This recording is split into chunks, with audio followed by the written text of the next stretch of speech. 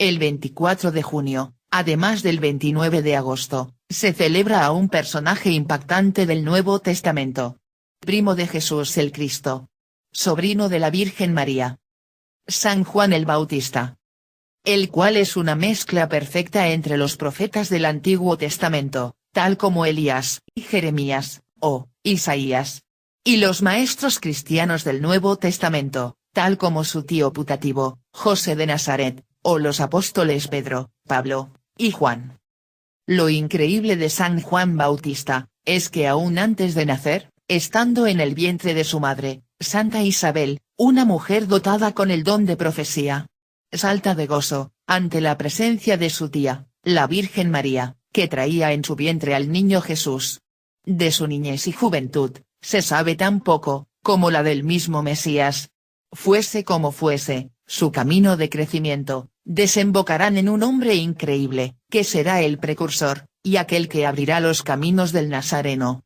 Y que para muchos los hombres de su tiempo, su autoridad apostólica al misionar en nombre de Dios, lograron que incluso lo confundieran con ser el mismo Mesías, anunciado por las Santas Escrituras. Y aún más. Porque lo más notable de San Juan el Bautista, a diferencia de varias de las grandes figuras del Nuevo Testamento, es que además de que su figura es igualmente alabada en los 4 principales evangelios, es decir en el de San Mateo, San Lucas, San Juan, y San Marcos. También, el reconocido historiador de principios del siglo I, Flavio Josefo, en su obra Las guerras de los judíos, lo menciona muchas veces, por lo cual jamás ha existido ni la menor duda acerca de la existencia de este gran santo, ni de su gran fama entre el pueblo judío en el Israel de principios del siglo I. Debe quedarnos muy en claro, que San Juan el Bautista, bajo ningún punto de vista, fue la reencarnación de Elías. Pues, cuando Jesús identifica a Juan Bautista como el Elías que iba a venir, señaló claramente que el cumplimiento de la profecía de Elías no debía tomarse de la manera literal, tal como erróneamente lo hacían los escribas en esa época. Elías no era quien debía regresar e ir a Judea para evangelizar al pueblo, sino que debía aparecer alguien, como Elías, para realizar esa tarea. Esa persona era Juan el Bautista, el precursor del Nuevo Testamento que prepara el camino para la llegada del Señor, mientras que Elías había hecho lo mismo, pero en el Antiguo Testamento. Juan el Bautista, llegará a ser el precursor de Jesús, el nuevo Elías, pero también un reformador social, un predicador de virtudes, un maestro de moral que vino a ofrecer una serie de principios de ética.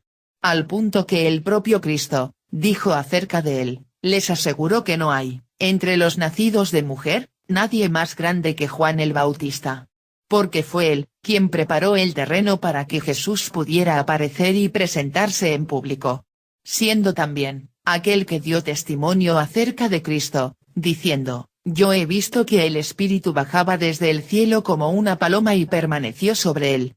Yo mismo no lo conocía, pero el que me envió a bautizar con agua me dijo, aquel sobre quien veas que baja el Espíritu y permanece sobre él, ese es quien bautizará con el Espíritu Santo.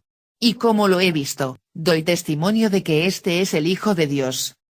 Lo impactante del Bautista, es que su integridad apostólica, logran que San Marcos, lo presente como el profeta anunciado que abre paso al Mesías. Mientras que para San Mateo, es el nuevo Elías, quien fue anunciado como primicia de la llegada del Mesías extendiendo su ministerio a la proclamación y preparación del reino de Dios. Y por su parte, San Lucas, lo presenta como un profeta que transforma la sociedad de su tiempo, un maestro en la oración para las personas que acudían a él, bajo una perspectiva de un ascetismo que es fruto de un cambio interior. Y por último, para San Juan Evangelista, el Bautista es el testigo por excelencia de Jesús, quien es el primero en reconocerlo y darlo a conocer como el Mesías esperado. San Juan, el Bautista, nació 6 meses antes que Jesús, entre los años 8º y 6º antes de Cristo.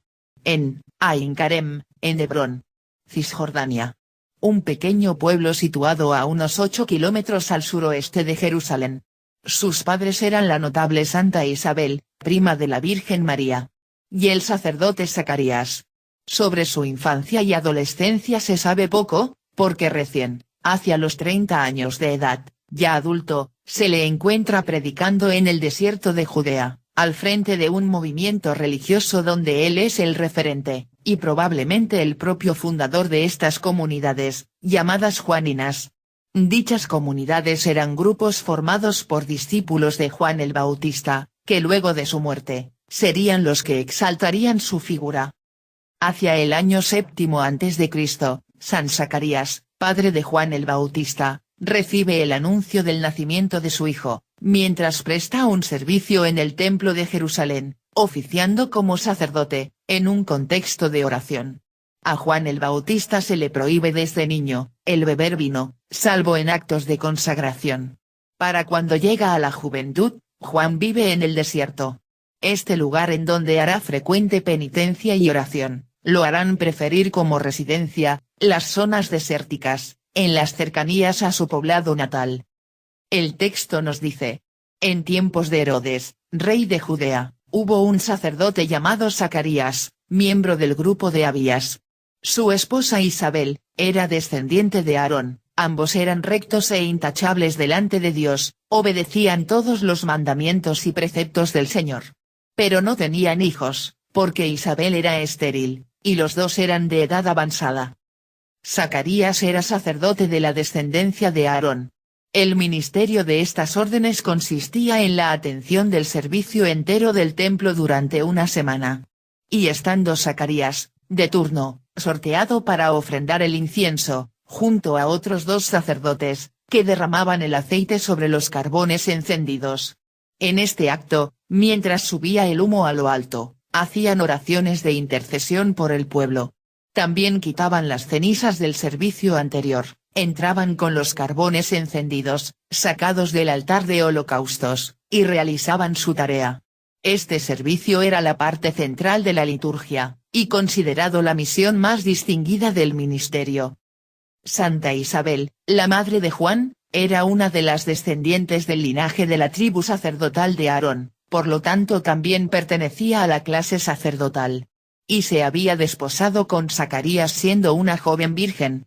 Pues, aunque los sacerdotes podían casarse con mujeres de otras tribus, era mucho más adecuado y aprobado socialmente, el casarse con mujeres de su misma casta sacerdotal.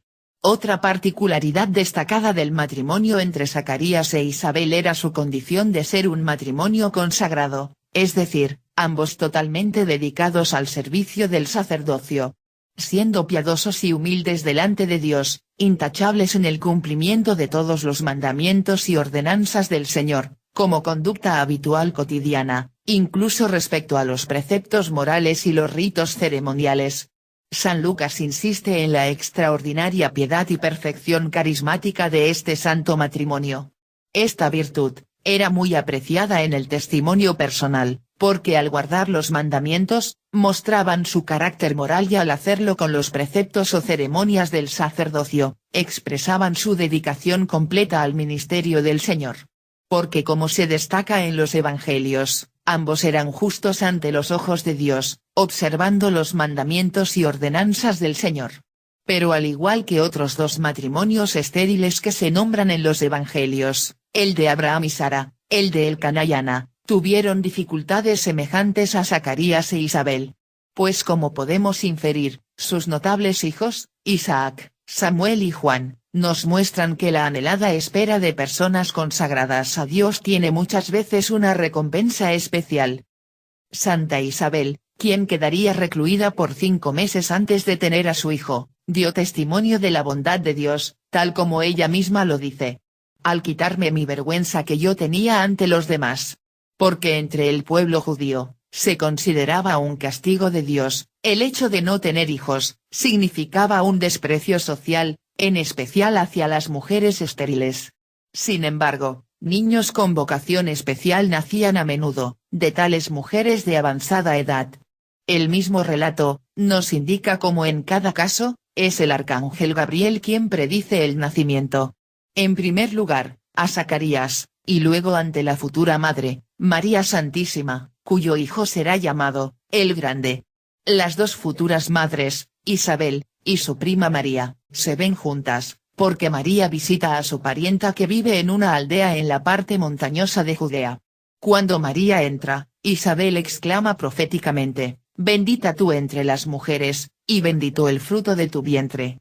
En respuesta, la Virgen María llena del Espíritu le responde a su prima, con la oración del Magnificat, que dice: «Proclama mi alma la grandeza del Señor, se alegra mi espíritu en Dios, mi Salvador, porque ha mirado la humillación de su esclava.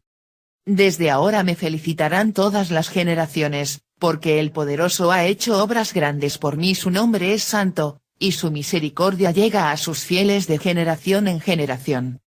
Él hace proezas con su brazo, dispersa a los soberbios de corazón, derriba del trono a los poderosos y enaltece a los humildes, a los hambrientos los colma de bienes y a los ricos los despide vacíos. Auxilia a Israel, su siervo, acordándose de la misericordia como lo había prometido a nuestros padres en favor de Abraham y su descendencia por siempre. Gloria al Padre». Posteriormente, le seguirán el nacimiento de San Juan, hijo de Santa Isabel, y el de Jesús nacido de María Virgen en Belén de Judea, a donde la Virgen viajó acompañada por su esposo, San José. Desde su hogar en Nazaret, a donde llegarían unos magos provenientes de Oriente para visitar al Rey de los Judíos, o Mesías bíblico. Entonces se le apareció un ángel del Señor, mientras Zacarías atendía sus deberes de quemar incienso. Al verle, Zacarías se turbó, porque la aparición inusual de un ángel atemorizó a Zacarías. Conociendo la reacción de Zacarías, el ángel lo calmó con las palabras acostumbradas para animar: «No temas», ya que por la edad avanzada es probable que Zacarías se hubiera resignado a no tener descendencia. Es de pensar que el ángel no se refiere a oraciones recientes, sino de tiempo atrás, cuando le dice: «Tu petición ha sido escuchada. Tu mujer Isabel te engendrará un hijo».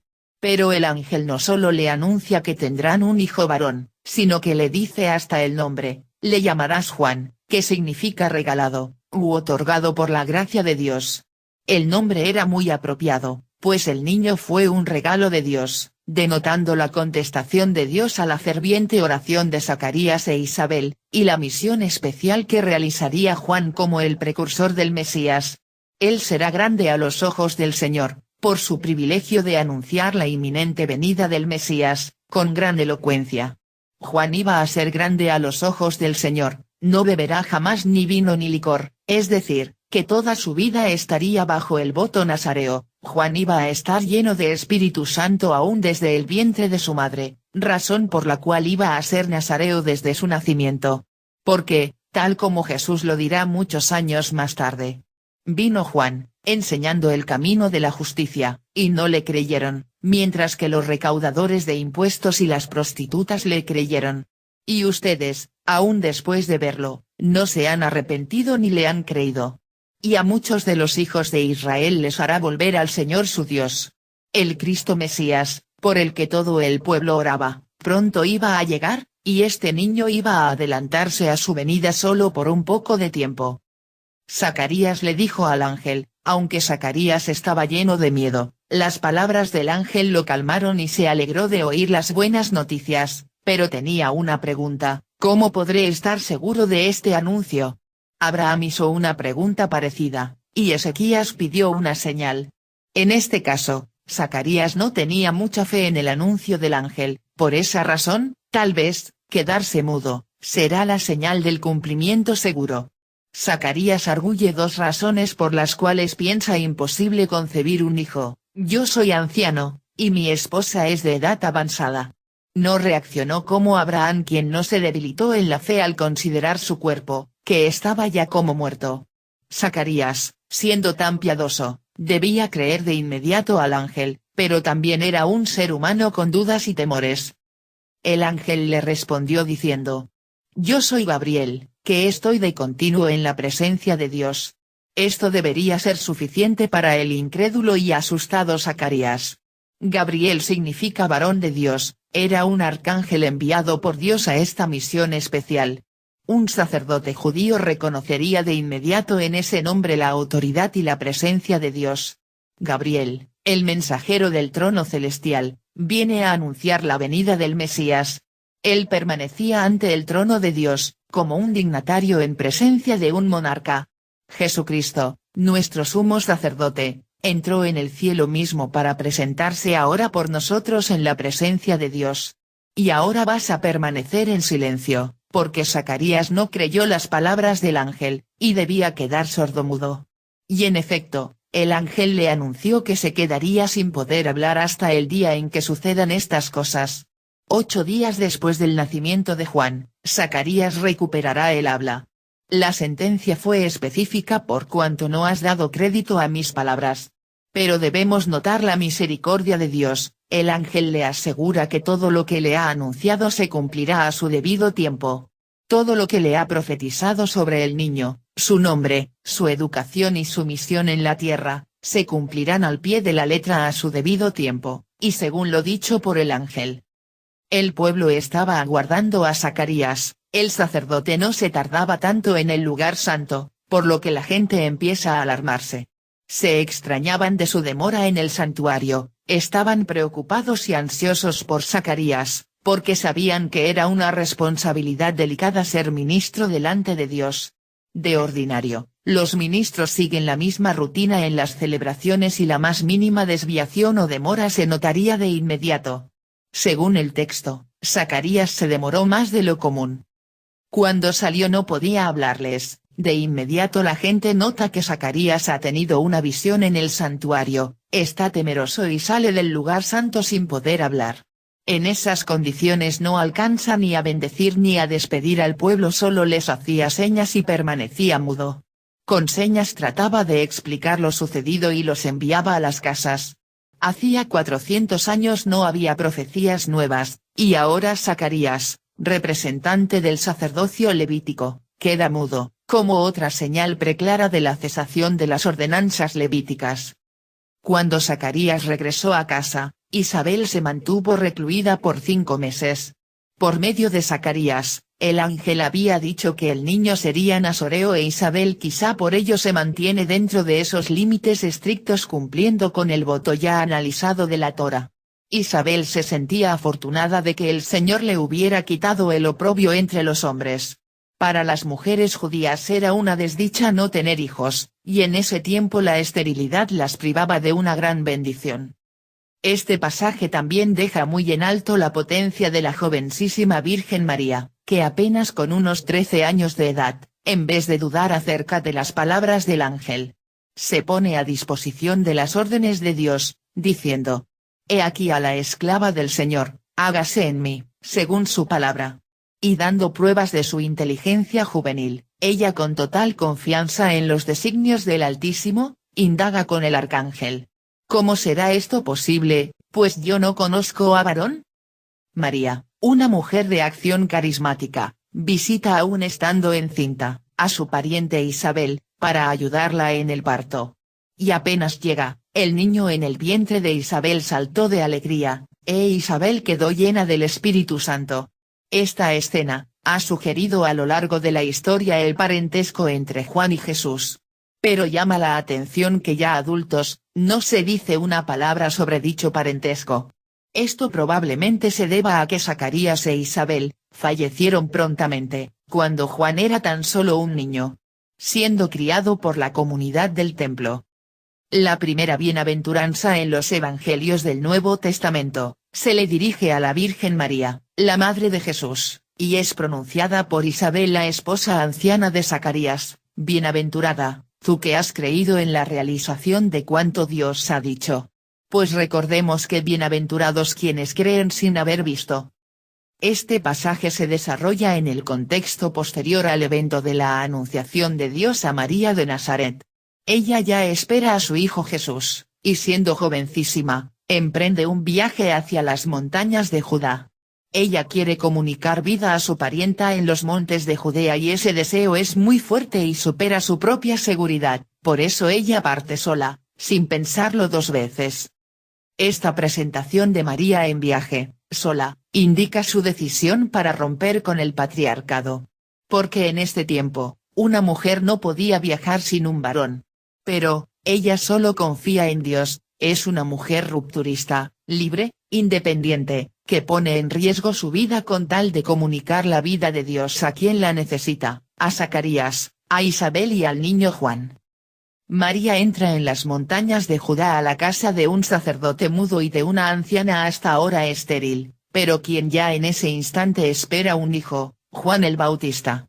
El saludo de María se dirige en primer lugar a Isabel y no al dueño de casa como era la costumbre, quien, además, en este caso, nada menos es un sacerdote en ejercicio en el templo de la ciudad de Jerusalén, el centro del culto judío. La bendición se entrega a una mujer pobre, humilde y sencilla de una apartada región de Galilea. María y el fruto de su vientre, son benditos. Isabel reconoce en María al Señor, es decir, ella lleva en su seno al Mesías, al Salvador del pueblo. David pronunció una frase similar cuando quiso construir el templo, por lo tanto, hay aquí un recuerdo del deseo del templo y de la marcha de David con el arca del Señor, haciendo fiesta. Es un santuario portátil, un cofre transportable que contenía según se pensaba las tablas de la alianza.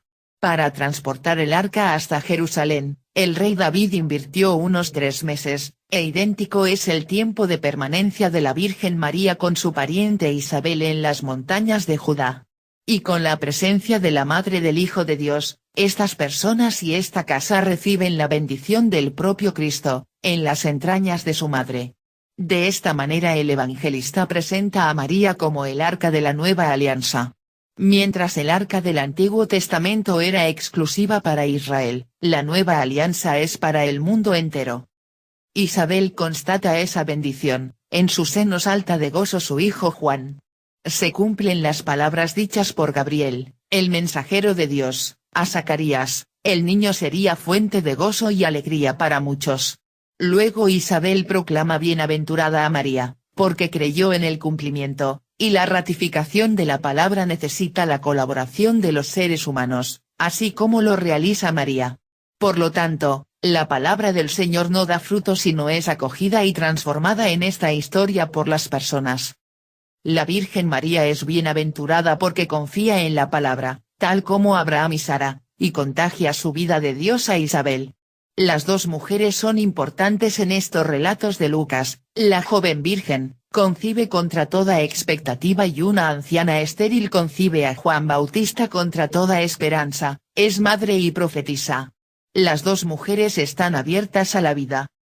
La Virgen María, es bienaventurada porque creyó. Zacarías, el esposo anciano de Isabel, es infeliz porque no ha creído hasta ahora. Juan Bautista desde el vientre de Isabel da un testimonio: Jesús es el Mesías.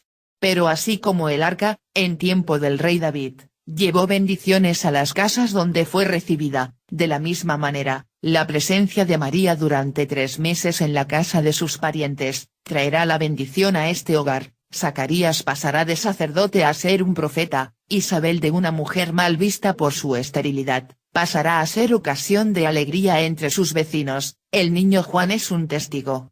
Desde ya la acción del Espíritu comienza a dar sus frutos. Juan Bautista, será grande a los ojos del Señor, no beberá vino ni licor. Estará lleno de Espíritu Santo desde el vientre materno. Te llenará de gozo y alegría y muchos se alegrarán de su nacimiento. Cuando a Isabel se le cumplió el tiempo del parto, dio a luz un hijo. Los vecinos y parientes, incluida la Virgen María, al enterarse de que el Señor la había tratado con tanta misericordia, se alegraron con ella. Isabel, sin saber que el ángel había ordenado a su esposo llamar al niño Juan, Zacarías estaba mudo y no pudo contarle nada, proféticamente decide poner al niño el nombre de Juan. Y después Zacarías, sin conocer la decisión de Isabel, porque él ahora además de mudo estaba sordo, y no pudo oír lo que ella dijo, también escribe ante los presentes el nombre del niño: se llamará Juan. Los hombres presentes la enjuician, diciéndole que debe llevar el nombre del padre, o de algún varón de su estirpe familias. En ese momento, Zacarías recupera el habla, lo cual asombra aún más a los familiares y amigos, quienes alaban con entusiasmo al recién nacido. Como contrapartida, la circuncisión de Jesús apenas si es narrada de paso en un versículo, mientras la circuncisión de Juan tiene más espacio en el Evangelio. Se destaca de esa manera la superioridad de Jesús, pues la circuncisión era un rito judío propio del Antiguo Testamento, al cual Juan estaba aún atado mientras Jesús ya lo había superado. La infancia de Juan termina con un último dato: el niño creció en el desierto, hasta el momento de salir a predicar. Es decir, el hijo único de un prominente sacerdote provinciano, a quien le aguardaba una brillante y prometedora carrera en el templo de Jerusalén. En cierto momento, luego de la prematura muerte de sus padres, dio la espalda a la casta sacerdotal, rechazando esa misión y se marchó al desierto. No hay muchos datos sobre la causa de tan drástica decisión. Por sus palabras de adulto, en contra de los sacerdotes del templo, probablemente abandonó la seguridad que le proveían los sacerdotes, y salió a buscar nuevas formas de encuentro entre la gente. Porque se convirtió, como dice el profeta Isaías, en un reparador de brechas.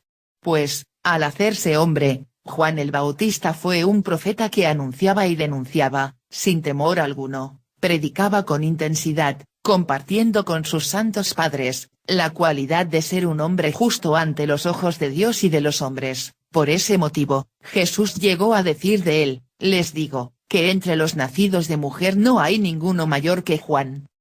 Juan iba a entrar en el mundo judío. Antes de Jesús, como el enviado de un rey oriental para preparar el camino y los lugares adecuados para una recepción. Porque Juan poseía el espíritu y el poder de Elías, para inculcar los principios universales de la paz, procurando que el pueblo estuviera bien dispuesto para recibir al Mesías. Juan en su predicación, se convierte en un personaje controversial el cual, siendo de linaje sacerdotal, no pasa su vida en el templo ni su ejercicio o prédica se desarrollan allí, sino que se hace a las afueras de la ciudad, fuera del templo.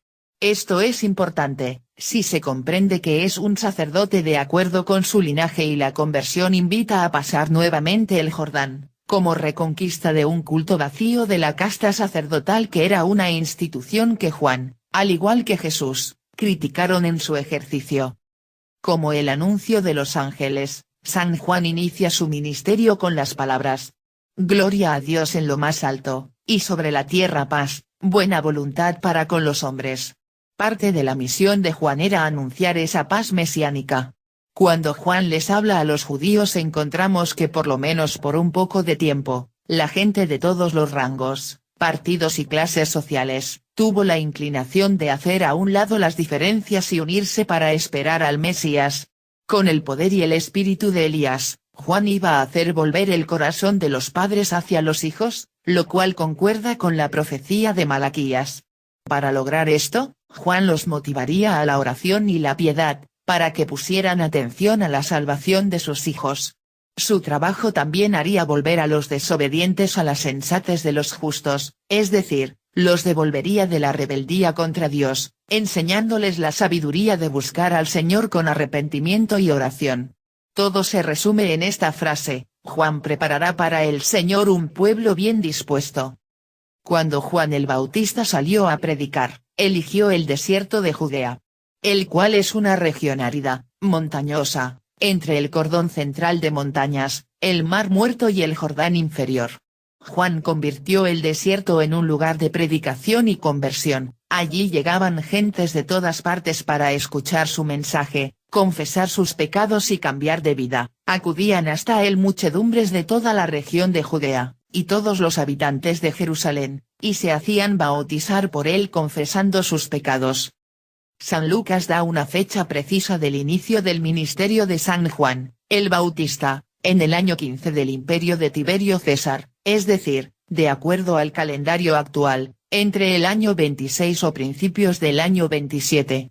E impactó en el mundo judío porque realizaba un rito nuevo para invitar a la gente a convertirse: los sumergía en las aguas del Jordán, les echaba agua en la cabeza y luego los hacía salir.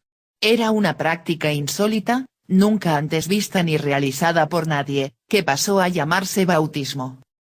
Las Santas Escrituras lo presentan, diciendo acerca de él: una voz grita en el desierto, preparen el camino al Señor, enderecen sus senderos.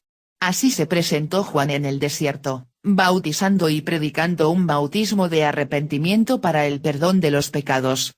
Cuando se fueron, se puso Jesús a hablar de Juan a la multitud. Juan el Bautista, vivía en constante oración, y hacía penitencia alimentándose de miel y de vegetales, entre ellos el fruto del árbol desértico del algarrobo, llamado langosta. Y no tenía lugar fijo, porque iba por toda la región del Jordán, teniendo gran predilección por Betania, al otro lado del Jordán. El que era llamado como el lugar de las barcas, por el movimiento de embarcaciones que había en la zona, ya que era uno de los sitios usados por la gente para cruzar el río de una orilla a la otra. En tiempos de Jesús había dos Betania distintas, las cuales no deben confundirse. Una, situada cerca del Monte de los Olivos, a unos 3 kilómetros de Jerusalén, allí vivían Marta, María, y Lázaro, a quien Jesús resucitó después de 4 días de estar muerto.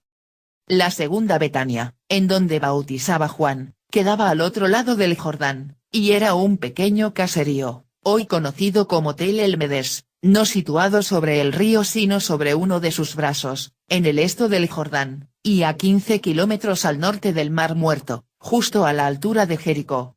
Había allí abundantes aguas, debido a sus anchos cauces, y era una zona amplia y despejada. A esta Betania huyó Jesús un día, después de un incidente con los judíos de Jerusalén, cuando intentaron matarlo a pedradas. Entonces Jesús se fue de nuevo al otro lado del Jordán, al lugar donde había estado antes Juan bautizando, y allí se quedó. Juan no permanecía en el mismo sitio para evitar el asedio y la persecución de las autoridades judías. Se trasladaba de un lado a otro de la orilla oriental del río, que se encontraba bajo la jurisdicción de Herodes Antipas, uno de los tantos hijos de Herodes el Grande. El lugar elegido por Juan para bautizar era lugar de tránsito de un variado público. Por el lugar pasaba la antigua carretera comercial que, partiendo de Jerusalén, al oeste, llegaba a Jericó, casi en el límite, atravesaba el río, y seguía al este del Jordán. Por lo tanto, día a día llegaba al lugar un gran número de viajeros y también Juan bautizaba, en Ainón, cerca de Salín, donde había agua abundante. La gente acudía y se bautizaba. En el valle del Jordán, a unas 2 millas al oeste del arroyo y cerca de 7 millas al sur de Beisán. Un lugar situado en los confines del territorio samaritano y en el camino frecuentado por los galileos. Este lugar, sería visitado para fines del siglo IV por Eusebio de Cesarea, San Jerónimo, Santa Paula y Santa Silvia. Juan el Bautista es el precursor de Jesús, el nuevo Elías, pero también un reformador social, un predicador de virtudes, un maestro de moral que vino a ofrecer una serie de principios de ética. Porque cuando la multitud le consultaba, ¿qué debemos hacer? Él les respondía: el que tenga 2 túnicas, dé una al que no tiene, otro tanto el que tenga comida. Cuando fueron también algunos recaudadores de impuestos a bautizarse y le preguntaban: Maestro, ¿qué debemos hacer? Él les contestó: no exijan más de lo que está ordenado. También los soldados le preguntaban: ¿y nosotros, qué debemos hacer? El Bautista les contestó: no maltraten ni denuncien a nadie y conténtense con su sueldo. Esto le otorgó fama entre el pueblo, que estaba a la expectativa, porque muchos se preguntaban por dentro si Juan no sería acaso el Mesías. El tetrarca Herodes, hijo de Herodes el Grande, a quien Juan le había echado en cara el que conviviera con su cuñada Herodías, además, de otros crímenes cometidos, llegó al colmo, metiendo a Juan en la cárcel. Principalmente porque la fama del Bautista inundaba toda la región. Todo el pueblo se bautizaba, incluso Jesús se bautizó, y mientras oraba, se abrió el cielo. Entonces, Juan se dirigió a todos: yo los bautizo con agua, pero viene uno con más autoridad que yo, y yo no soy digno para soltarle la correa de sus sandalias. Él los bautizará con Espíritu Santo y fuego. El Bautista predicaba a todo tipo de personas, dándoles consejos sobre ética social. Por ejemplo, al pueblo le propone compartir sus bienes con los necesitados y ocuparse de los más pobres, a los cobradores de impuestos les ordena ser honestos en sus negocios y evitar la avaricia. A los militares les pide renunciar a la violencia, a la extorsión y a las denuncias falsas. Este Juan aparece más preocupado por promover la justicia social y la ayuda al necesitado, que por anunciar el fin del mundo. Por eso, en sus consejos no pide a los cobradores de impuestos que rompan su relación con el invasor romano, ni a los soldados que renuncien al poder, sino que se muestra como un buen defensor del orden social, donde acoge a toda su sociedad. En ella, tienen cabida los burócratas, los funcionarios del poder y los soldados. Mientras que Juan no dejaba de anunciar al pueblo la buena noticia en Dios. Muchos judíos pasaban por la zona y buscaban escucharlo, pues ellos, por el simple hecho de ser judíos e hijos de Abraham, ya se sentían salvados, pero Juan, los hacía entrar en razón, señalando las piedras de la zona, y les contestaba: raza de víboras, conviértanse.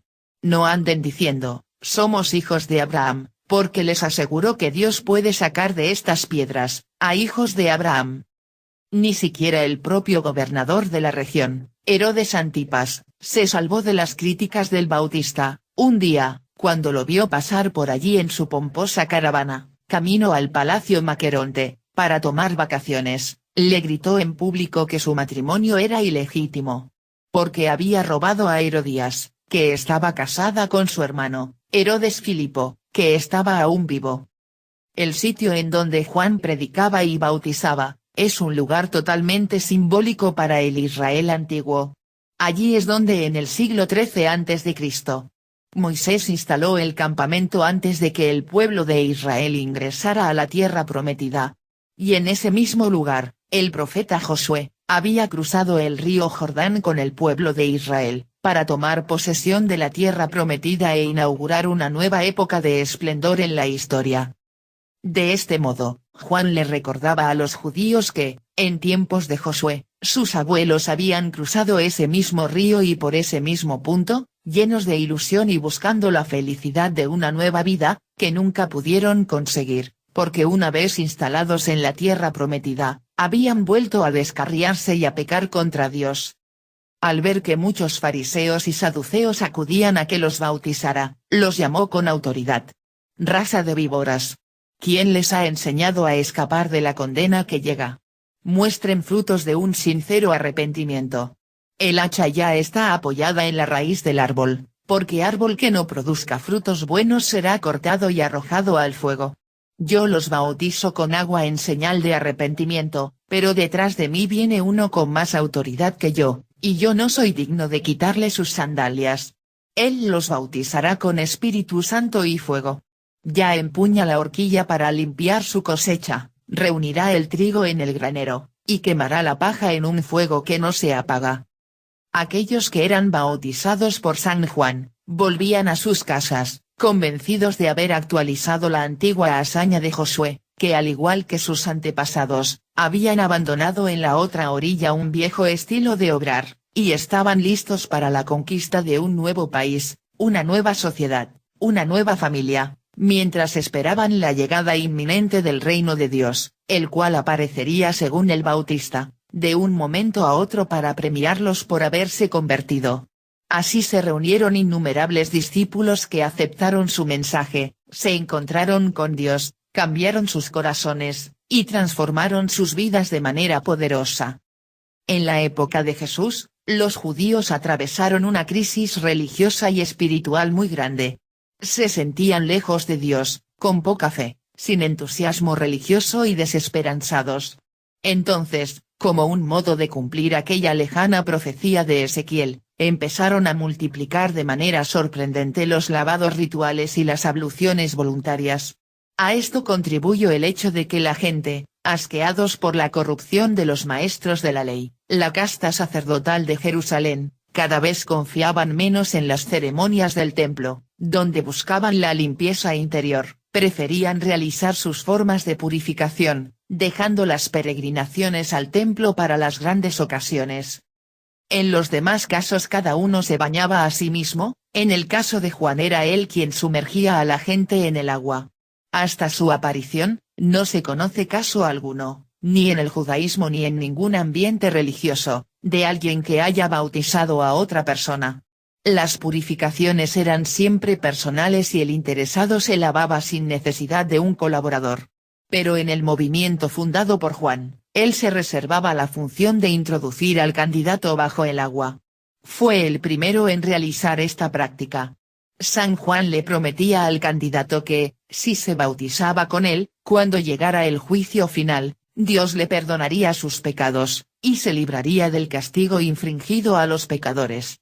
Al sumergirse en el Jordán, el penitente recibía la certeza anticipada del perdón, y luego el más fuerte corroboraría ese don, cuando bautizara con Espíritu Santo a los convertidos de su mal camino. Y sucedió que aquellos días llega Jesús desde Galilea a donde Juan en el Jordán para ser bautizado por él. Pero Juan lo impedía, se siente indigno, diciendo, «Yo tengo necesidad de ser bautizado por ti». Pero Jesús le dijo, «Déjalo así, porque nos conviene cumplir toda justicia». Y entonces dejó bautizarse por Juan. Esto ocurrió en Betania, al otro lado del Jordán, donde Juan estaba bautizando. Entonces, ante todo el pueblo reunido, San Juan dio testimonio diciendo, «Yo he visto que el Espíritu bajaba desde el cielo como una paloma y permaneció sobre él. Yo mismo no lo conocía, pero el que me envió a bautizar con agua me dijo, aquel sobre quien veas que baja el Espíritu y permanece sobre él, ese es quien bautizará con Espíritu Santo. Y como lo he visto, doy testimonio de que este es el Hijo de Dios». Poco más tarde, Juan fue metido en la cárcel por orden de Herodes Antipas, gobernante de Galilea. Después de esto, Jesús fue con sus discípulos a Judea, allí se quedó con ellos y se puso a bautizar. Buscaron a Juan y le dijeron, «Maestro, el que estaba contigo en la otra orilla del Jordán, del que diste testimonio, está bautizando, y todo el mundo acude a él». El Bautista dijo a la gente, «Este es el Cordero de Dios que quita el pecado del mundo». A él me refería cuando dije, «Detrás de mí viene un hombre que se ha puesto delante de mí, porque existía antes que yo. Yo no lo conocía, pero he venido a bautizar para que el pueblo de Dios lo conozca». Así, un día que Jesús estaba hablando sobre el Bautista, dijo a la multitud, «Porque todos los profetas y la ley profetizaron hasta Juan, y si quieren admitirlo, él es Elías, el que tenía que venir». En otra ocasión, cuando bajaban de la montaña luego de la transfiguración del Señor, los discípulos preguntaron a Jesús si era cierto que Elías debía volver. Y Jesús le respondió, «Sí, pero les aseguro que Elías debe venir primero a reordenar todas las cosas, pero les aseguro que Elías ya vino y no lo han reconocido, sino que hicieron con él lo que quisieron». Y añade Mateo, entonces los discípulos comprendieron que Jesús se refería a Juan el Bautista. Juan el Bautista es el profeta final, el de los últimos tiempos, que no vino solo a anunciar a Jesús, ni a centrarse en Jesús, como decía Marcos, sino a reordenar. Grandes muchedumbres acudían a escuchar a Juan, el Bautista, debido a la enorme fuerza de atracción que ejercían sus palabras. Entonces Herodes tuvo miedo de que Juan aprovechara esta extraordinaria influencia sobre casi toda la sociedad judía, para incitar a sus seguidores a una rebelión, pues parecía que todo el mundo hacía caso a sus palabras. Y consideró mejor eliminarlo a tiempo, antes de tener que lamentar más tarde las revueltas que este hombre peligroso pudiera ocasionar. Y de este modo Juan, a causa de esta sospecha, fue encadenado y conducido a la fortaleza de Maqueronte, en donde sería ejecutado. Los evangelios indican que el primer ministerio de Juan Bautista y el de Jesús se desarrolló en Judea, en la parte sur de Israel, cerca de Jerusalén. Sin embargo, cuando Juan fue arrestado por Herodes Antipas, el gobernante de Galilea y Perea, Jesús tuvo que dejar su ministerio en Galilea. La prisión de Maqueronte, en la provincia de Perea, a donde fue llevado San Juan Bautista, fue construida sobre la cumbre de una montaña que se eleva 700 metros por encima de la costa del Mar Muerto. Herodes Antipas, a pesar de haber encarcelado a Juan, lo respetaba como hombre justo y santo, y acudía a la prisión, en donde lo oía perplejo, escuchándolo con gusto. Cuanto más tiempo transcurría Juan en la prisión, tanto más su espíritu se estrujaba de vibrante espera, Él había nacido y vivido para ser el precursor del Mesías, y no había sustraído un solo día a esta misión. Pero ahora su vida corría peligro de muerte y todavía no había visto coronado su objetivo. El Mesías no había hecho su solemne y grandiosa manifestación en el territorio judío. Le permitían recibir en la prisión a sus discípulos que aún le permanecían fieles, y que no habían querido pasarse al bando de Jesús, tal como lo habían hecho antes, Andrés y el jovencísimo Juan, que se convirtieron en apóstoles de Cristo, al escuchar decir al Bautista, cuando observó pasar a Jesús: «Ese es el Cordero de Dios». Mediante las noticias que recibía de sus visitantes, Juan seguía los progresos que Jesús hacía en su ministerio y los milagros que operaba. Pero le preocupaba que en ningún momento se hubiera proclamado Mesías, más aún, prohibía severamente que lo llamaran con tal nombre. ¿Por qué el hijo de su parienta María postergaba tanto su proclamación? Solo con esta solemne declaración su oficio habría concluido para siempre, mientras que sin ella habría quedado como el precursor de alguien que en realidad nunca se había presentado. ¿Acaso le quedaba alguna tarea pendiente por realizar desde la prisión? Preocupado, un día tomó la resolución. Desde Maqueronte envió a 2 de sus discípulos a decirle: «¿Eres tú el que ha de venir o debemos esperar a otro?».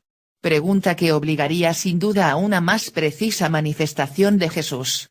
No podría negar en público esta cualidad suya, y de paso sus discípulos, al oírlo, abandonarían su desconfianza y recelo con Jesús y se adherirían a él.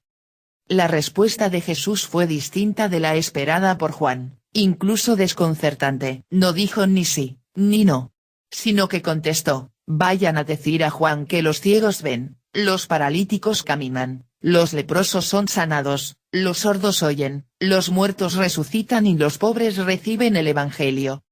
La muerte de Juan el Bautista, ocurrida en el transcurso de una trágica fiesta de cumpleaños, es una de las muertes más conocidas de la historia. Herodes había hecho arrestar a Juan y lo había encadenado en la cárcel, en parte, por causa de Herodías, la mujer de su hermano Filipo, con quien Herodes se había casado. Porque Juan le decía: «No te es lícito vivir con la mujer de tu hermano». Por eso Herodías odiaba a Juan, y quería matarlo. Pero no podía, porque Herodes admiraba a Juan, y como sabía que era un hombre justo y santo, le tenía respeto. Por eso lo protegía. Y al oírlo, quedaba asombrado y lo escuchaba con gusto. Y llegó el día oportuno, cuando Herodes, con motivo de su cumpleaños, dio un banquete para los nobles, los oficiales y la gente importante de Galilea. La hija de Herodías, Salomé, entró y danzó, gustando mucho a Herodes y a los convidados. El rey le dijo a la joven: «Pídeme lo que quieras, que te lo doy». Y le juró: «Te daré lo que me pidas, aunque sea la mitad de mi reino». Ella salió a preguntarle a su madre: «¿Qué le pido?». Herodías le contestó: «La cabeza de Juan, el Bautista». Entró ella enseguida, a toda prisa, se acercó al rey y le pidió: «Quiero que ahora mismo me des en una bandeja la cabeza de Juan, el Bautista». Herodes Antipas, se puso muy triste, pero, por el juramento y los convidados, no quiso desairarla.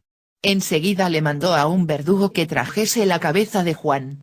Fue, lo decapitó en la cárcel, trajo la cabeza en una bandeja y se la entregó a la joven se la entregó a su madre. Al enterarse sus discípulos, fueron a recoger el cadáver y lo enterraron. El Bautista aún muerto, era el líder de comunidades, llamadas juaninas. Dichas comunidades eran grupos formados por los antiguos discípulos de Juan el Bautista, quienes después de su muerte, comenzaron a venerarlo de manera especial, lo cual probablemente lo convierta en el primer santo mártir venerado de la Iglesia de Cristo. Inmediatamente, a poco de ascender al cielo nuestro Señor Jesucristo, comenzaron a circular relatos legendarios sobre la concepción milagrosa de Juan, con su nacimiento extraordinario, y los prodigios ocurridos durante su niñez, como una manera concreta por parte de sus seguidores de exaltar la figura del Bautista. La popularidad de San Juan el Bautista, logró que para finales del siglo I, Habían comunidades joánicas en Palestina, en Alejandría y en Éfeso. Juan estaba muerto, pero sus seguidores no. Para ellos, el Bautista manifiesta la fuerte unión con Yahvé Dios, fuerte en su carácter, fuerte en su misión, jamás tuvo miedo de predicar, anunciando, bautizando, preparando el camino y la venida de uno más fuerte que ha de venir. Su muerte no fue el fracaso de su proyecto misional, con la muerte no llegó todo a su fin, sino que, por el contrario, fue un despertar, un resurgir para el hijo de Santa Isabel, un resucitar del sobrino de María Santísima. Por eso, hacia el siglo II, se popularizó el término, la resurrección de Juan el Bautista, porque su legado seguía vivo, siendo el santo varón más popular, y un ejemplo de lo que significa el elegir la opción radical de ser un profeta, un pregonero de la justicia. Pero aún más, un santo varón que puso todas sus esperanzas en la obra de Dios. Tradicionalmente se ha dicho que San Juan Bautista está enterrado en la mezquita de Nabi Yahya, en Sebastia, Palestina, y se mencionó que sus reliquias eran veneradas ahí en el siglo IV. Rufino de Aquilea y Teodoreto de Ciro escribieron que el santuario fue profanado bajo el reinado de Juliano el Apóstata, alrededor del año 362, y que sus huesos fueron parcialmente quemados. Parte de las reliquias rescatadas fueron llevadas a Jerusalén y, posteriormente, a Alejandría, donde el 27 de mayo del año 395 se colocaron en una nueva basílica construida sobre un templo de Serapis. La tumba de Sebaste siguió siendo visitada por peregrinos, siendo visitado por Santa Paula de Roma, y por San Jerónimo. Este último mencionó que allí se producían milagros. Respecto a la cabeza de San Juan el Bautista, se dice que la propia Herodías la enterró en la fortaleza de Maqueronte, la fortaleza donde había sido ejecutado. Mientras que otros autores afirman que fue enterrada en el palacio de Herodes de Jerusalén, donde fue encontrada en el reinado de Constantino I y llevada en secreto a Emesa, donde se escondió. El lugar donde se ocultó fue desconocido durante años, hasta que se descubrió en el año 453. No obstante, el paño de la decapitación de San Juan se conserva en la catedral de Aquisgrán. Por otra parte,